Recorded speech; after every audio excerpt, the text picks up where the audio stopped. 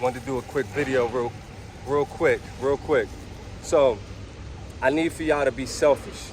What I mean by that is that when you going with my 15 years of experience, what I've noticed that with people who's losing the most weight, whether it's 30, 60, over 100 pounds, they have one thing in common. They are very selfish. What does that mean? That means they focus on them. They focus on worrying about getting them to a specific goal. What that means is that sometimes you might want to go out with your friends over that weekend. It might be a holiday weekend, something that's big that's coming up. You can't go.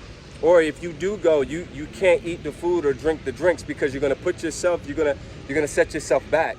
And I don't know if you're strong enough to set yourself back to come back forward because you got here by not being strong. So sometimes you may need to just say no. And I understand you might feel like, oh, maybe, you know what I mean? I don't want to feel, bad by telling them no, or maybe they might take it as disrespect. If they love you, they care about you, they won't look at it like that. They'll just look at you. They'll just look at it as if, you're just trying to better yourself. Sometimes people may think, oh, you're just trying to be better than us. Hey, maybe those are not your real friends, or maybe they ain't really family, even though y'all might share the same blood.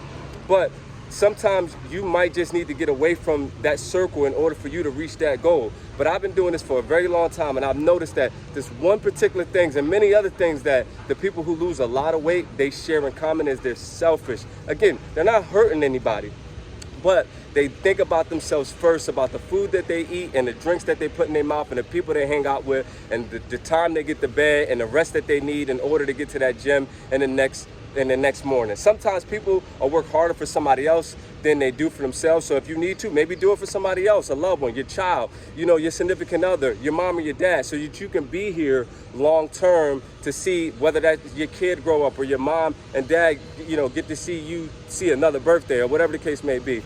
So there's times when maybe, like, let's just say if you got a son or a daughter or somebody that you love and somebody was trying to offer them something that was bad, you would stop that. You got to do the same thing for yourself. You got to be able to look at that situation and apply it to yourself and fight off the things that are not going to be good for you.